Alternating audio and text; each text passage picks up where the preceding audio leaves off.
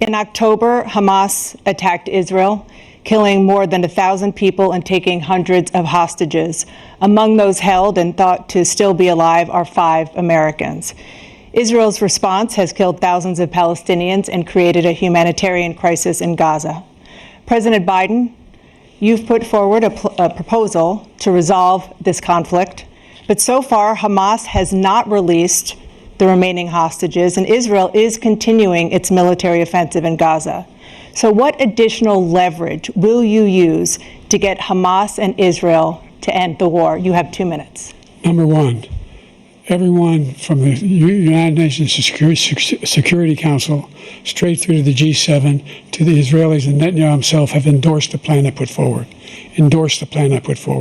which has 3 stages to it. The first stage is trade the hostages for a ceasefire. Second phase is a ceasefire with additional conditions. The third phase is the end of the war. The only one who wants the war to continue is Hamas, number one. They're the only ones standing out. We're still pushing hard to get them to accept. In the meantime, what's happened? In Israel, we're finding that the only thing I've denied Israel was 2,000-pound bombs. They don't work very well in populated areas. They kill a lot of innocent people. We're providing Israel with all the weapons they need and when they need them. And by the way, I'm the guy that organized the world against Iran when they had a full-blown intercontinental ballistic missile attack on Israel. No one was hurt. No one Israeli was accidentally killed, and it just stopped. We saved Israel. We are the biggest producer of support for Israel of anyone in the world. And so there are 2 different things.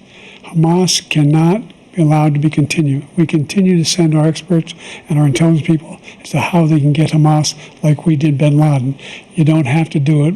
And by the way, they've been greatly weakened, Hamas, greatly weakened, and they should be. They should be eliminated.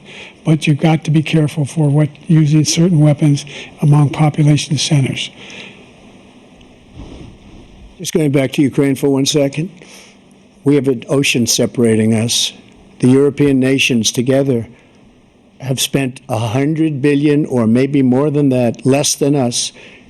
Why doesn't he call them and say, you got to put up your money like I did with NATO? I got them to put up hundreds of billions of dollars. The Secretary General of NATO said Trump did the most incredible job I've ever seen.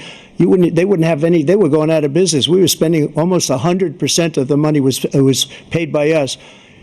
He didn't do that.